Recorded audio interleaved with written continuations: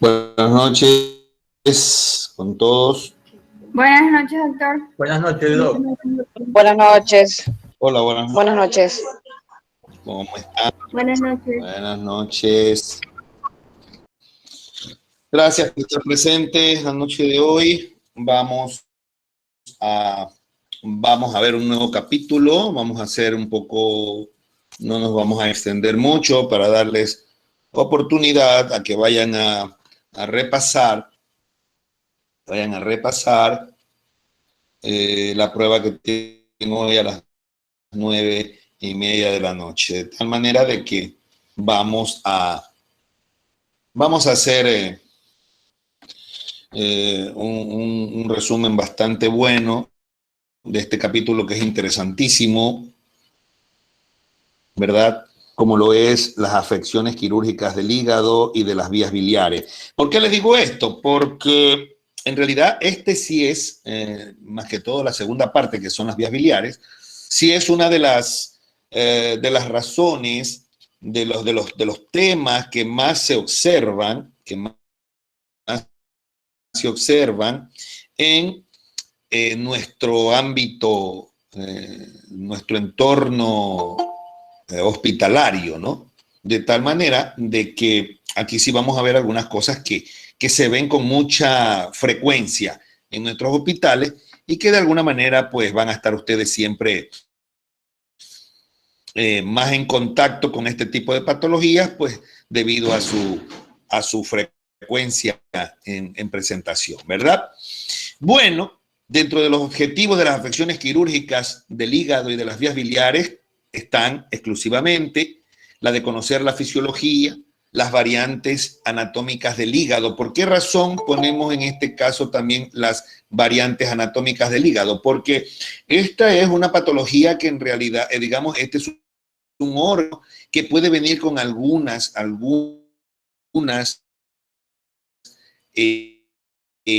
presentan en algunos de los casos algún trastorno, ¿verdad? Algún trastorno evolutivo, sí pueden de alguna manera condicionar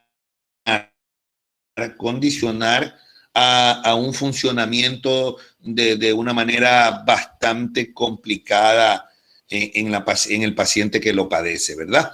De tal manera que vamos a ver estas variantes, definir las diferentes entidades patológicas, porque hay que definir, les comento que hay que, prácticamente hay que revisar bien si esta situación se puede confundir con cualquier otra, ¿verdad? Conocer el manejo terapéutico de las patologías, tanto del hígado como de las vías biliares, ¿verdad? Entonces, esos son los objetivos. Y vamos a empezar por el órgano más voluminoso del cuerpo, como lo es el hígado, ¿no? Miren, aparentemente uno dice, bueno, ¿tendremos un órgano que pese tanto? Sí. En ciertas personas hay órganos que son grandes y que por su talla o su evolución anatómica corporal hacen que de alguna manera les crezcan ciertos órganos, ¿verdad? Crezcan ciertos órganos. Pero de por sí o per se, como se dice en medicina, el hígado es el órgano más voluminoso, sea cual sea el órgano que se crezca entre los pacientes, ¿verdad? En el paciente. De tal manera de que, miren ustedes, está cerca aproximadamente del 1,5 kilos de peso, ¿verdad? Aproximadamente 1,5 kilos de peso. Y mide alrededor de 10 centímetros de grosor. De grosor. No es que mide de aquí para acá, no. De grosor, 10 centímetros, que es bastante gordo, se puede decir, espeso, ¿no? Duro. De ahí la expansión en longitud, pues, pueden variar de acuerdo a la raza y a la talla del paciente, pero en realidad resulta ser las medidas aproximadas de un órgano hepático normal. En otros pacientes, pues, será mucho más grande y en otros será un poco menor a estas medidas, pero estas son las medidas prácticamente estándares que tiene el hígado. Si recordamos un poco la anatomía, en esta diapositiva podremos acordarnos, por ejemplo, de los lóbulos que tiene, ¿verdad? Un izquierdo pequeño, un lóbulo hepático derecho más voluminoso, más grande, separados por un ligamento en medio, un ligamento interior, como es el ligamento falciforme, y termina en la parte gruesa, formando lo que se llama el ligamento redondo. Por debajo, en la cara inferior, tenemos a la vesícula biliar en el lecho hepático, así se le denomina, porque la vesícula descansa en un lecho que le forma el hígado, ¿sí? Descansa en un lecho que le forma el hígado y se llama el lecho hepático de la vesícula, donde está la vesícula con su conducto cístico, ¿verdad? Y debajo de este mismo lóbulo derecho también tenemos los grandes vasos, como la vena porta, la vena cava, ¿sí? El conducto hepático que sale de los conductos intrahepáticos formando un hepático común, ¿sí? Luego va a formar un conducto colédoco cuando ya pasa el cístico, que es donde desemboca la vesícula biliar, ¿sí? Y aparte también tenemos las arterias que van a irrigar a este voluminoso órgano, ¿no? Una imagen anatómica bien bonita que describe prácticamente los elementos que contiene este hígado. Por lo pronto estamos viendo esto de manera general, ya que evidentemente el hígado es mucho más completo, ¿no? Lo vamos a completar un poco, miren, viéndolo de manera virtual, cómo se conecta con los otros órganos, como por ejemplo, cómo está conectado hacia la vesícula biliar por el conducto hepático común, cómo este desemboca en el intestino delgado a través de la segunda porción del duodeno, ¿verdad? Y sus cercanías que tiene con el páncreas, los intestinos, ¿sí? Arriba los pulmones, que generalmente son son sus vecinos, ¿verdad? Son sus vecinos. La división anatómica del hígado, ya viéndola de manera un poco selectiva, se desprende de que presenta 4 lóbulos. Uno derecho, uno izquierdo, un lóbulo cuadrado y un lóbulo caudado, que estos están definidos por anatomía externa. Yo les voy a presentar la imagen en unos minutos, ¿sí? Pero miren ustedes que aparentemente estaba solamente dividido en 2 grandes lóbulos, el izquierdo y el derecho. Sí, pero ya virando el hígado hacia la parte inferior, su cara inferior, ya tiene 2 lóbulos más, el cuadrado y el caudado. Y eso lo vamos a ver, evidentemente. Pues no, en realidad los anatomistas lo han dividido en 2 hemihígados, porque miren, normalmente se indica de que el hígado puede funcionar con uno de los 2 lóbulos, ¿sí?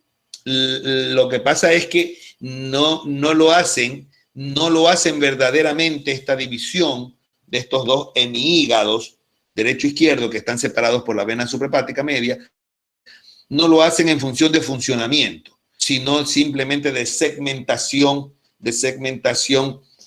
orgánica, nada más. Es decir, 2 hemihígados, uno izquierdo y uno derecho, ¿verdad? Pero esto es simplemente de manera figurativa, porque en realidad el hígado sin la parte izquierda no podría subsistir con la ausencia total de la parte izquierda no podría vivir, porque justamente ese es el sector por donde van a evacuar los grandes vasos del hígado, y grandes vasos que contemplan la vida humana, de tal manera de que no es muy tanto así que diga 2 hemígados derechos que puedes vivir con uno solo. No es tampoco tanto así, ¿no? Pero de manera anatómica se lo divide así. 4 segmentos, ¿verdad? Un medial, un lateral, eso en el lado izquierdo, un hemígado derecho, donde está la parte anterior y la parte posterior. Esto lo vamos a ver mucho mejor descrito aquí. Miren ustedes. En la parte inferior del hígado, aquí vemos nosotros el lóbulo caudado, que está junto a la vena cava inferior, ¿sí? El lóbulo cuadrado, que está por debajo formando el lecho de la vesícula biliar, y ustedes pueden observar el ligamento redondo, ¿sí? El ligamento venoso redondo, por donde se desprende en la parte central el ilio hepático, donde va la vena porta, la arteria hepática, ¿sí? Los ácigos que también salen por allí, que los vamos a ver más adelante, el sistema ácido, el sistema de drenaje, ¿verdad? Todo eso lo vamos a ver más adelante, pero miren ustedes que ya virando el hígado, ya se ven otras estructuras. Por eso es que usted casi no puede determinar un hígado en vivo y verlo de esta manera. Puede ver de esta manera por la sencilla razón de que el hígado no permite que se pueda virar, porque el ilio no le permite este movimiento.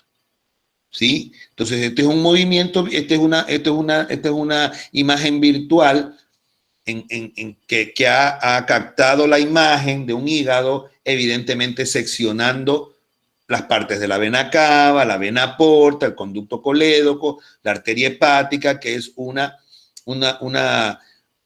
sección transversal para que ustedes puedan observar cómo se vería por debajo. Pero es una imagen que realmente no la podemos ver cuando se abre un paciente. No la vamos a poder ver. Y estos son los subsegmentos. Miren ustedes que no es tan fácil, ¿sí? Porque esto ya es una segmentación solamente para que ustedes puedan observar la parte interna del viaje de la vena cava, ¿sí? La parte interna del viaje de la vena cava, del gran vaso, de cómo viaja por la parte interna del hígado y cómo prácticamente lo divide a manera de un pastel, ¿no? En pedazos, en secciones, y como ustedes pueden observar, prácticamente está dividida en 8 subsegmentos. Subsegmentos que, miren, también son de manera anatómica y que en algún momento, los cirujanos digestivos lo toman como referencia para hacer secciones, para seccionar partes del hígado en procesos traumáticos, en procesos desgarrativos, en procesos de que el paciente ha sufrido un traumatismo o simplemente del paciente cuando tiene un problema maligno. Entonces, detenerlo en uno de estos sectores, los cirujanos digestivos toman esta referencia como una guía para poder ver si pueden seccionar la parte del hígado sin provocar tanto daño en ese órgano, ¿verdad? De tal manera que es importante tener en cuenta de todas maneras, porque de esto van a haber muchos quizás en su internado rotativo o van a haber mucho en su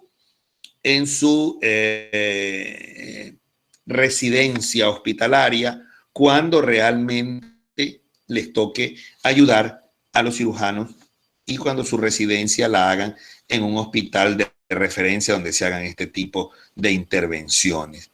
Evidentemente que el hígado se trata de un órgano muy vital que cumple pero millones de funciones. No es que cumple una, sino que cumple pero innumerables funciones. Y es vital simple y sencillamente porque este es un órgano del cual nosotros no podemos desprendernos.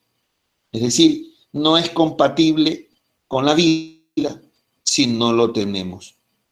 De tal manera de que hoy en la actualidad, este órgano se puede tranquilamente reemplazar con otro en los trasplantes conocidos como trasplantes hepáticos, que tienen que tener una serie de afinidad con la persona que lo recibe por las pruebas que se hacen, ¿verdad? De histopatología, ¿verdad? De parecido con la persona que lo recibe.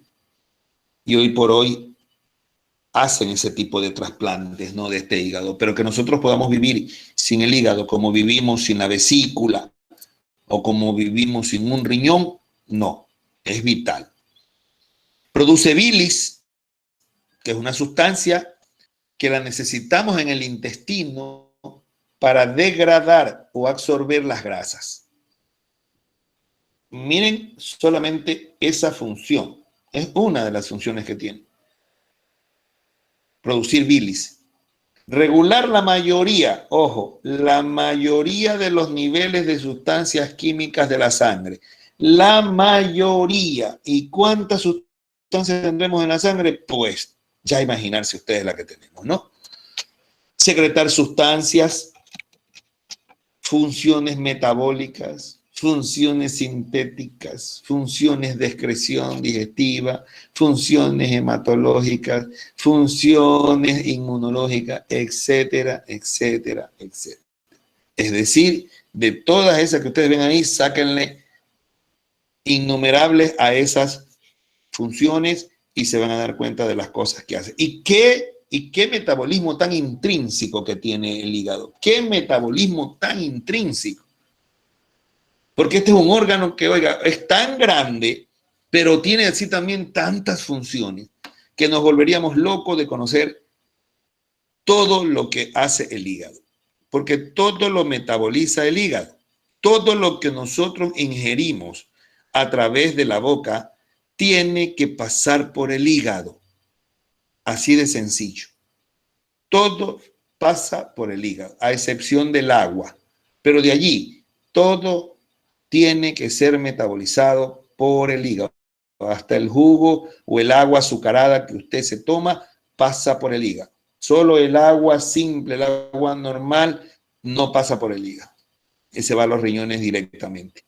Pero todo lo que lleve ese líquido, si lleva azúcar, ya pasa por el hígado. Si lleva alguna sustancia, pasará por el hígado. De tal manera que, miren ustedes, es un órgano vital, como decía, y evidentemente por esa gran gama de funciones que presenta, el hígado se enferma. Y se enferma de muchos procesos que son innumerables, ¿no? Las conocidas como ustedes, las hepatitis, infecciones hepáticas, inflamaciones, y aquellas que van hasta los tumores, los cánceres, ¿sí? Aparte, ¿no?, amén de lo que estamos hablando, recibe mucha agresión. Por ser uno de los órganos más grandes, evidentemente que en los traumatismos es el que está a merced de los traumas, está a merced de los traumas generalmente de tipo abdominal. Se desgarra con facilidad, así como el vaso. Es decir, nuestros órganos, si bien es cierto, están ciertamente protegidos, porque el hígado prácticamente está protegido con la parte inferior de la parrilla costal, pero se encuentra en el abdomen. Pero es que la parrilla costal llega hasta allá y le protege, por lo menos en la última parte, en su borde inferior, lo protege al hígado. Sin embargo, a pesar de esa protección, es presa fácil de los traumatismos directos en el abdomen, de perforaciones por armas de fuego, de puñales que son mortales porque desgarran prácticamente este órgano, y así por el estilo. Lo mismo ocurre en traumatismos por caídas o por golpes. A veces estos traumatismos cerrados no son perforativos, pero provocan una ruptura que nosotros le llamamos fractura, ¿no?, del hígado. Ahora, es importante conocer, ¿sí?, que no toda fractura, ojo, no toda fractura del hígado es digna de cirugía. No todos los traumatismos hepáticos se operan. Algunos se tratan conservadoramente, pero vamos a ir poco a poco viendo y desgranando el tema para que vayan viendo generalmente cuáles son los que probablemente habría que abrir y cuáles no. Entonces, ¿se enferma mucho el hígado? Sí, se enferma mucho el hígado. Y de forma secundaria puede inclusive ser presa fácil de la enfermedad de otros órganos cercanos. Que pobrecito, él no tiene nada, pero lamentablemente por ser un órgano muy grande y tener una circulación vasta, con arterias muy grandes y venas muy grandes que circulan por su interior, evidentemente que el cáncer vecino o de lugares lejanos, como la próstata, por ejemplo, buscan quedarse a manera de microorganismos o células tumorales que vienen de esos sectores lejanos y se quedan, ¿sí? Lamentablemente, su papel de filtro vascular no abastece digamos que en este sentido, no filtra ni elimina estas células malignas o estos microorganismos malignos que vienen de otros lugares y que lo vienen a enfermar a él, que puede estar funcionando sin ningún tipo de problema. De tal manera de que, pobrecito, es un órgano lamentablemente presa fácil de todo este tipo de situaciones, ¿verdad? También participa clínicamente en afecciones sistémicas del resto de los órganos, como el corazón, el riñón, la coagulación. ¿Qué quiere decir? Quiere decir que él participa enfermándose cuando hay un trastorno en el corazón, por ejemplo, o termina enfermándose cuando hay una afectación renal, o termina enfermándose cuando hay un trastorno endocrino de tiroides o de páncreas, o cuando simplemente hay un problema de nutrición o de desnutrición. Tranquilamente, él participa clínicamente afectándose. Y obviamente que vamos a ver en los capítulos siguientes cómo en la sintomatología, en la clínica de pacientes con otras enfermedades, ustedes van a ver que el hígado participa activamente también enfermándose por la patología que tiene otro órgano. Dentro de las categorías de las masas que ocupan, no estamos hablando de infecciones, pero de las masas que pueden ocupar dentro del hígado, sí tenemos como enfoque clínico las lesiones benignas, que usualmente no requieren investigación ni manejo, solo necesitan diagnóstico y que determinadas, porque ya están determinadas en la nomenclatura, ya están determinadas cuáles son benignas, ¿sí? Hasta aquellas lesiones benignas que requieren investigación con estudios adicionales y manejo posterior. ¿Por qué hablamos de dos cosas diferentes en un enfoque de lesión benigna? Porque miren ustedes, y se las voy a contar de manera personal. Usted puede tener una lesión tumoral benigna, pero que la tiene en el ilio, por ejemplo, en el ilio hepático. Y al tener este tumor en el ilio hepático, lo que comienza a provocar es crecimiento que no le daña el hígado, pero por masa tumoral, al crecer, comienza a aplastar los grandes vasos. Y esto degenera o puede degenerar en la muerte del paciente, aún siendo benigna. Pero por la localización en ese sector tan complicado, evidentemente que provoca un problema serio, ¿sí? Y también tenemos las lesiones malignas, que estas se encuentren donde se encuentren, en cualquier lado del hígado que se encuentren, son malignas. Definitivamente resultan ser malignas. ¿Correcto? Entonces, siempre para estas situaciones van a tener intervenciones apropiadas, ¿sí? Que en algún momento van a requerir a lo mejor de una sección hepática o en el peor de los casos simplemente quimioterapia, radioterapia, cualquiera de este tipo de patologías, ¿sí? De intervenciones, de técnicas, que de alguna manera van a darle la solución paliativa a este proceso maligno. Dentro de las lesiones benignas que usualmente no requieren intervenciones adicionales, tenemos el hemangioma cavernoso, la hiperplasia nodular focal, el quiste simple de hígado, los cambios grasos focales y los angiolipomas. Miren ustedes. Es decir, ya están determinadas ciertas patologías que no van a requerir de intervenciones adicionales, a pesar de que vamos a suponer que a cualquiera de nosotros nos sale un angiolipoma en el hígado, wow, te asustas y dices, chutica madre, ¿por qué me salió esto? O un hemangioma cavernoso, uy, Dios mío, ¿por qué me sale esto? Pero bueno, son lesiones que ya están estipuladas en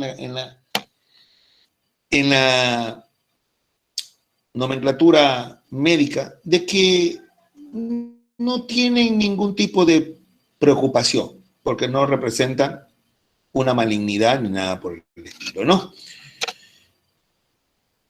Y hay lesiones que sí requieren investigación y estudios adicionales, como por ejemplo el adenoma, que siendo benigno requiere de un estudio exclusivo. El acceso hepático, que generalmente es por amebas. ¿Y por qué razón sí es de investigación con estudios adicionales? Porque es que provoca sintomatología llamativa. Pues. El paciente con un acceso hepático, sea piógeno o sea mediano, hasta que se muere. Pues. Uy, ese paciente está con escalofrío, ese paciente está con dolor, no puede caminar, no quiere comer. Es un paciente que está tóxico. Entonces, si aún, obviamente, este paciente se conoce como una lesión benigna, esta patología se conoce como una lesión benigna, este paciente va a estar clínicamente afectado. La hiperplasia nodular regenerativa, el quiste hidatídico, el cistadenoma, que ya son patologías que deben de alguna manera de hacerse estudios. ¿Para qué? Es para determinar si ese paciente requiere algún tipo especial de tratamiento. Porque en el hígado es preferible no tocar mucho, ni operar mucho el hígado, porque lo podemos dañar más que ayudarlo. Entonces, para esa situación tenemos que tener nosotros un diagnóstico bien precoz y bien definido de lo que realmente representa la lesión que presenta. Las lesiones hepáticas que ocupan espacios, tenemos los abscesos, los quistes hepáticos, los nódulos hepáticos, los tumores hepáticos, las lesiones hepáticas malignas, las metastásicas, y a eso súmenle todas las lesiones quirúrgicas que por traumatismo se pueda presentar en una persona, ¿no? Es decir, miren ustedes, hemos hablado de lesiones benignas que no requieren procedimiento, hemos hablado de lesiones benignas que requieren procedimientos y estudios adicionales, estamos hablando de lesiones hepáticas ocupantes del espacio del hígado, estamos hablando de bastantes cosas que pueden presentarse en el hígado. De tal manera de que, bueno, este tipo de órgano sufre el impacto de muchas cosas. Es como un planeta o como la luna prácticamente, ¿no? Que está dentro del sistema solar de nosotros y que recibe agresiones del sistema solar como meteoritos a cada rato, que ustedes ven que la luna tiene huecos, es porque recibe bastantes... no tiene gravedad, pues no, la luna no tiene gravedad y todo lo que cae a través del universo pues lo impacta a la luna, ¿verdad? Entonces, más o menos así es. Normalmente las afecciones ocupativas del hígado no se detectan porque no presentan molestias clínicas. Sin embargo, o sea, el estar metidas allí, este tipo de acciones ocupativas generalmente no presentan dolor y usted las encuentra de manera accidental por hacer un estudio de ecografía por la vesícula o porque porque le han pedido una vesícula por alguna cosa, y va usted y la encuentra de casualidad, ¿sí?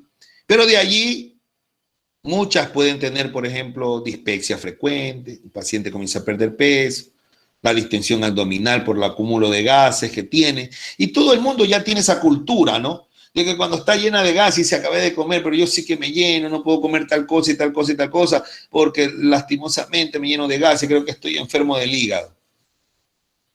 O cuando se comen una comida y les hizo mal, lo primero que dicen, ay, me pateó el hígado. Aunque no tiene pie, pero patea, ¿no? Me como algo por allí y se me están pelando las manos y dice, uy, estoy enfermo del hígado. Y bueno, al pobrecito le echan todita la culpa. Cuando a veces no es así. Dentro de la exploración física, ¿qué puede encontrarse con una masa ocupativa? Puede ser que tenga dolor, el hígado va a agrandarse, ¿sí? El estado tóxico va a ser evidente en el paciente. Puede haber fiebre. Generalmente cuando hay una infección o inflamación o una masa ocupativa en el hígado, miren, una de las cosas que sí vamos a tener es justamente esto, fiebre, presencia de coloración amarilla o ictericia, ¿no? Que generalmente está provocada por alguna afección, evidentemente, con el circular de la bilis.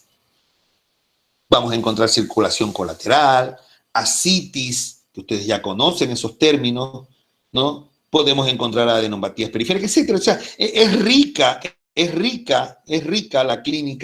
la clínica física de una patología hepática.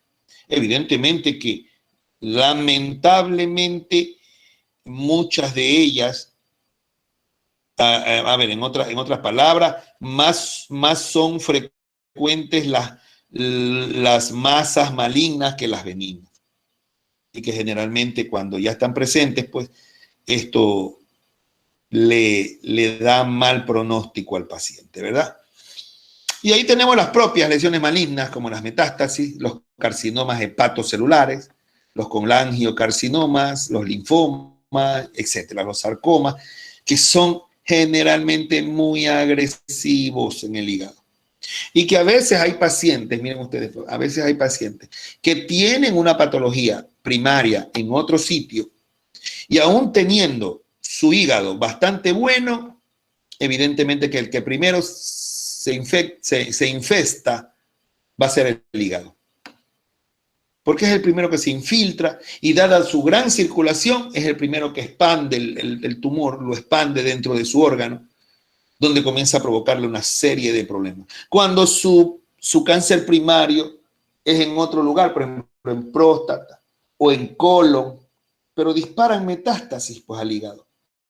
Y el pobrecito paga los platos rotos de el cáncer de otro sitio. El diagnóstico para determinar un problema hepático, señores, aquí sí vamos a utilizar toda la batería de diagnósticos que ustedes hayan podido oír hasta este momento, que van desde los exámenes de laboratorio, ¿sí? Todo lo que usted conoce como biometría, enzima, todo lo que tenga que ver con factores de coagulación, todo lo vamos a pedir en sangre. Todo lo que se pueda y ayude a determinar si hay alguna falla hepática, se lo va a pedir en el examen de laboratorio. Todo, albúmina, amilasa, lipasa, todo lo humanamente posible para determinar qué trastornos de laboratorio presenta. Los marcadores tumorales, que son exclusivos para el hígado, las imágenes, ¿sí?, que son necesarias, que van desde la ecografía hasta la resonancia, la gammagrafía hepática.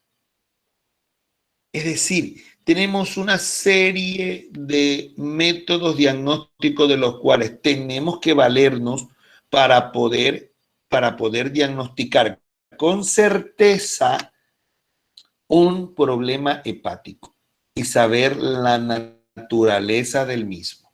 Hay que recordar que la biopsia, cuando hay alguna sospecha de algo, también se realiza la llamada biopsia hepática. Es decir, miren ustedes, para cuestiones de hígado, todo.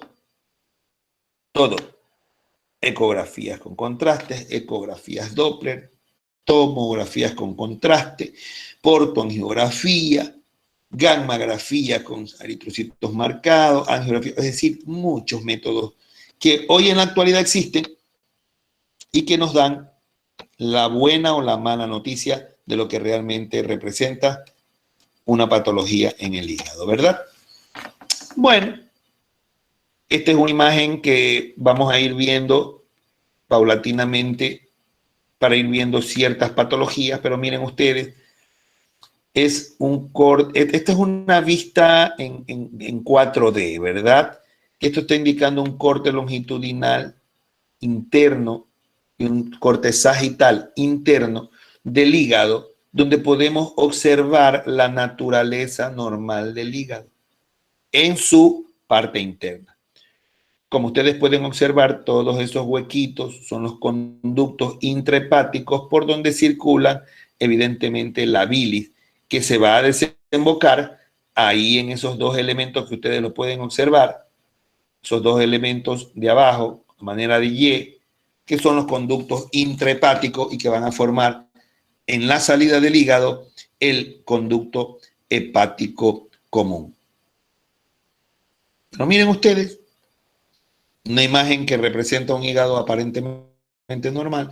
¿Y por qué? Porque acá tenemos otro, pues, donde ya vamos a encontrar la presencia de otras cosas. Como por ejemplo, miren, los quistes hepáticos simples. Quistes que si ustedes escucharon la naturaleza de las patologías benignas, no representan ningún tipo de problema, a pesar de ser múltiples. No representarían ningún tipo de problema, porque tampoco se podrían operar, ¿verdad? Pues son formaciones quísticas, gruesas, a manera de... Nosotros, si lo transformáramos en las situaciones de piel, yo les diría que fuera como un lunar de carne, le llamamos nosotros, como un lunar de carne. Sí, es un lunar de carne, es decir, no pueden entrar a sacar cada cosa de esa, porque nosotros no podemos en una cirugía cortar el hígado como está allí, pues, imposible. Entonces son quistes que no se ven, pero que la ecografía los determina así como ustedes los ven. Entonces, ya es una anormalidad ese hígado. Acá tenemos un hemangioma cavernoso, miren ustedes.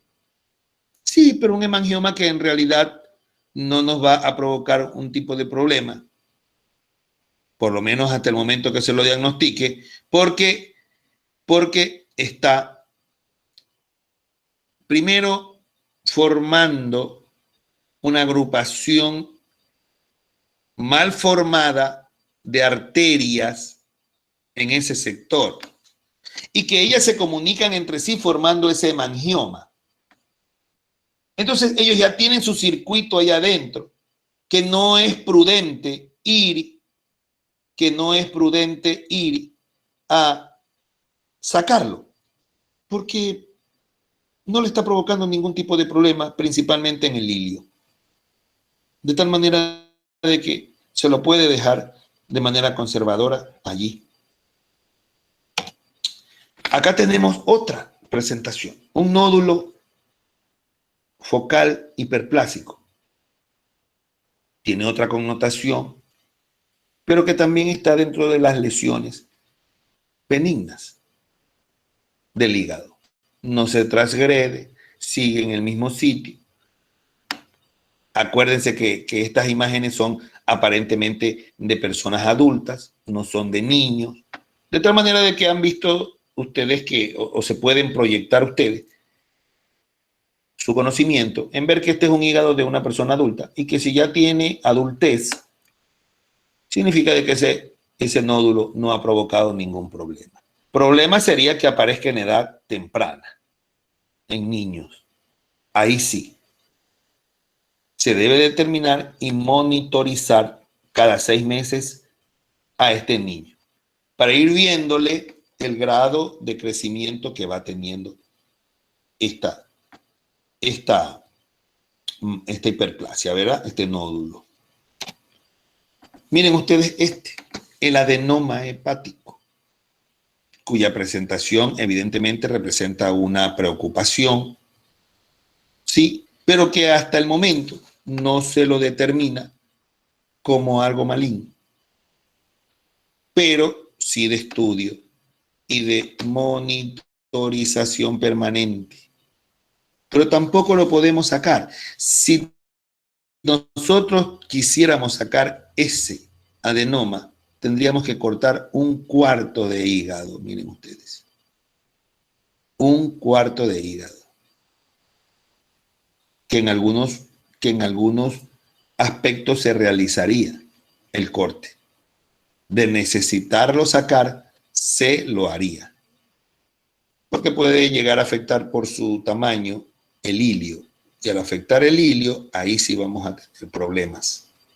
Ese sería el único inconveniente. Pero ustedes pueden ir viendo que hay cosas que se presentan dentro del hígado y que de pronto no necesitan ningún tipo de procedimiento para su extirpación o para su control, pero sí tiene que estar monitorizado frecuentemente para ir viendo su evolución. Este es un adenoma ya de manera visual, pero miren el alrededor del hígado. Aparentemente está bastante funcionante, el hígado se lo ve de buen aspecto, solo con ese adenoma que tiene allí. A lo mejor esta persona muere por otras razones, pero bueno, ahí están viendo el hígado, como lo tiene, y esa es una linda imagen que nos da a entender de que los adenomas mantienen el hígado, miren, aparentemente en buenas condiciones. Esto sí ya es una barbaridad y una grosería, que es un hepatocarcinoma, que hasta el nombre es feo, donde ya los conductillos hepáticos están casi que obstruidos, aplastados por un millar de células hepáticas o hepatocitos que están comprimiendo los conductos biliares. Probablemente este paciente ya está ictérico. Y miren ustedes, tapizado completamente, ¿no? Tapizado completamente de hipertrofia de los conductos hepáticos y de las células hepáticas. Miren ustedes. Cosa que ya es evidentemente algo probablemente irreversible. En cuanto al tratamiento de las masas, el tratamiento va a depender de las etapas. Siempre recuerden que todas estas cosas tienen un tratamiento o tienen mejor pronóstico cuando hay un tratamiento previo, o sea, un tratamiento a tiempo, cuando es descubierto a tiempo, que generalmente no es lo que ocurre. Se lo detecta siempre cuando el tiempo ya ha pasado mucho. Pero aún así, perdón, va a depender mucho el tratamiento va a depender del tiempo, ¿no? En que encuentre usted. Y puede ir desde la extracción de una parte del hígado, como yo les decía, sacar un pedazo de hígado dependiendo de dónde se encuentre la masa, hasta el trasplante. Y dentro de las cosas que más se utilizan en nuestro medio, lastimosamente, están las quimioterapias y en algunos casos la radioterapia, ¿no? De tal manera de que cuando nosotros determinamos tratamientos del hígado hay que ser muy... no hay mucho optimismo, porque generalmente son masas que van a provocar problemas, y ahí van a encontrar ustedes una gama como inmunoterapia, quimioterapia, terapia dirigidas, radioterapias, embolizaciones, una serie de cosas que tratan en algún momento de disminuir el tamaño del tumor, que es lo que realmente se hacen con este tipo de tratamiento, ¿no? Es decir, disminuir el tamaño del tumor para que el paciente tenga mejor pronóstico. Puede en algún momento llegar a la extirpación del quiste total, ¿sí? No se pueden sacar todos en algún momento, ¿sí? Porque puede ser que usted tenga varios y con uno que se haga una biopsia ya se puede determinar el diagnóstico. y usted puede de alguna manera dar el tratamiento. Recordar siempre que se desconoce la presencia de estos quistes, pero que de alguna manera dicen que es el resultado de una malformación congénita. Cosas que se siguen estudiando hasta el momento de hoy, pero de que ya están presentes en un individuo, evidentemente de que tienen una connotación probablemente de tipo hereditario también. Los tratamientos quirúrgicos, ¿verdad? En cuanto a ya las afecciones netamente de tumoraciones, pues van desde la hepatectomía parcial hasta el trasplante de hígado, ¿no? En medio de eso van una serie de técnicas que probablemente por ahí vamos a ver en algún momento lo que podamos tener para que ustedes más o menos se hagan la idea. Pero de allí, las afecciones que se tratan del hígado como órgano, son las clínicas.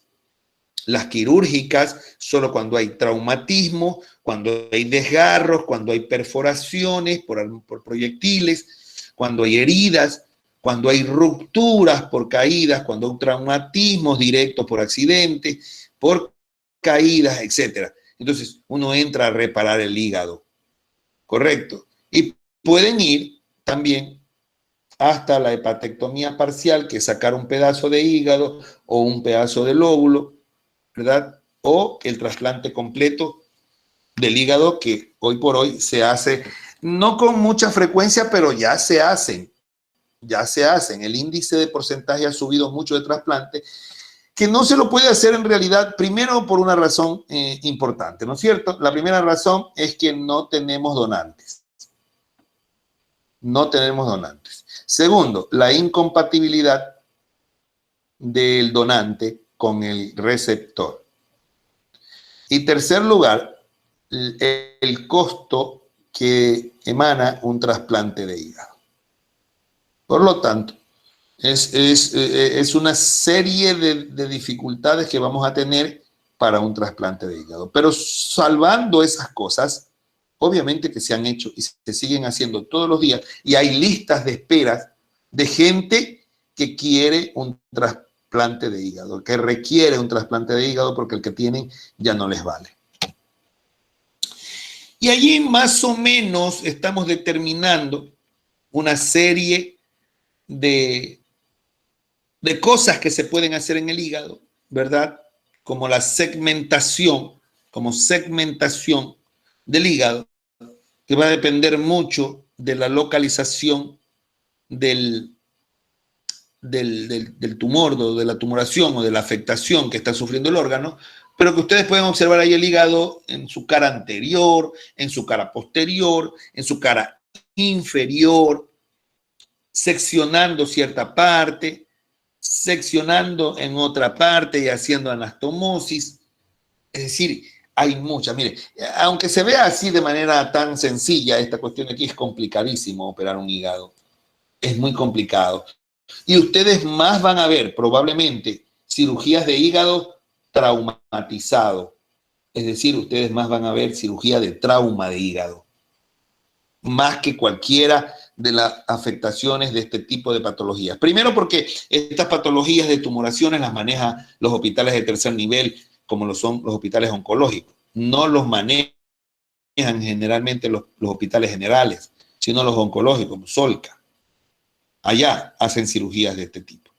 Sin embargo, en los hospitales nuestros, en los hospitales del ministerio, en los hospitales del IES, etcétera, los hospitales de segundo y tercer nivel de manera general operan más, son traumatismos que hayan lesionado el hígado y que hay que entrar a repararlos. Entonces son cirugías que ustedes van a encontrar y que en algún momento no descarten que el cirujano digestivo que entra a hacer una de estas cirugías tome la decisión de llevarse un pedazo de hígado por muchas razones, por estar necrosado, por ya no tener circulación, porque lo seccionaron completamente, etcétera, etcétera, etcétera. Producto del traumatismo o de la laceración que ha tenido el hígado en esos pacientes. Entonces ustedes pueden ver ahí muchas cosas de las que ya hemos visto, por debajo, la cava, las venas subrahepáticas, el ligamento, la vesícula, etcétera, ¿no? Y todo lo que refiere en la parte interna son los conductos biliares intrahepáticos, conductos biliares, porque pasan la bilis, conductos biliares intrahepáticos, que van a consolidarse en un solo conducto al salir, que es el conducto hepático común. ¿Correcto? Y bueno, visto desde esta manera, de manera general, porque miren ustedes que no nos hemos enfrascado en tratar ni la parte clínica, porque eso no nos corresponde a nosotros realmente. No solo tienen que ver ustedes en otro tipo de materia, y a nosotros nos incluye exclusivamente realizar es la visión, ¿no? Nuestro objetivo es realizar la visión de las enfermedades quirúrgicas del hígado. Y en eso hemos visto pues, sus generalidades, su anatomía, su fisiología, sus métodos diagnósticos de acuerdo a las patologías, la presencia de sus tumoraciones y saber de que el hígado se enferma producto de otros órganos que están cercanos enfermos. Y que eso es inevitable, porque es un órgano muy grande, muy competitivo, es un órgano que acarrea todos los problemas de los demás órganos y paga los platos rotos, ¿verdad? Recordar siempre que no todas las patologías hepáticas o las rupturas hepáticas son quirúrgicas, porque hay algunas que se manejan de manera conservadora, donde usted le ayuda mucho más al paciente. En la gran mayoría, sí. Cuando el paciente comienza a tener problemas de choque hipovolémico, cuando ven que el paciente está frío, sudoroso, cuando el paciente tiene dolor abdominal, entonces probablemente haya que hacer momentos en que hay una fractura, hay un desgarro, pero el paciente está totalmente estable, no se mueve. Entonces es bueno seguirlo vigilando, a ver si eso se consolida solo y mejora sin ningún tipo de procedimiento quirúrgico. Porque el que se va a meter a hacer una cirugía pensando en que tiene alguna situación, podría en algún momento hacerle más daño al paciente. Se meten con protocolos que determinen que necesita cirugía. O sea que hay que diagnosticar hasta lo mínimo para poder entrar o no entrar a una cirugía en este tipo de patología. Y bueno, la de acá sí vamos a dejarla para la próxima clase del miércoles, que son los trastornos de las vías biliares, que aquí sí las van a ver estas cirugías todos los días. ¿Y por qué razón? Porque es una de las que más se afecta. Segundo, son las más frecuentes. Y tercero, porque tú sí puedes vivir sin vesícula biliar. Si no pudiéramos vivir sin vesícula biliar, esta persona que les está hablando no estaría aquí en este momento. Y muchos de ustedes que están del otro lado de la pantalla, en algún momento necesitarán de una cirugía de vesícula, que no es otra cosa que por todo lo que comemos y se daña la vesícula y les van a sacar la vesícula. De tal manera de que en algún momento les operarán de vesícula y también quedarán como yo sin tener este órgano. La vamos a dejar para el día miércoles. Y este tema de vías biliares es bonito porque sí van a ver ustedes muchas cirugías y les va a tocar ayudar inclusive, ¿no? A ver cirugías de estas para cuando realmente Yo creo que esta semana vieron una... ¿Quién estuvo allí? Génesis. Sí, doctor, mi persona y mi compañera. El día que estuvimos con usted, el día jueves, ahí hubo una de estas operaciones. Duró como hasta las 2 de la tarde. Ya, pero esa fue una Colelac, ¿verdad? Esa la hicieron a través de la paro.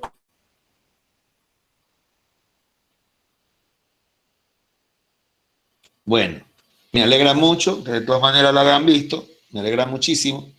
Y pues bueno, les deseo suerte esta noche, que salgan bien.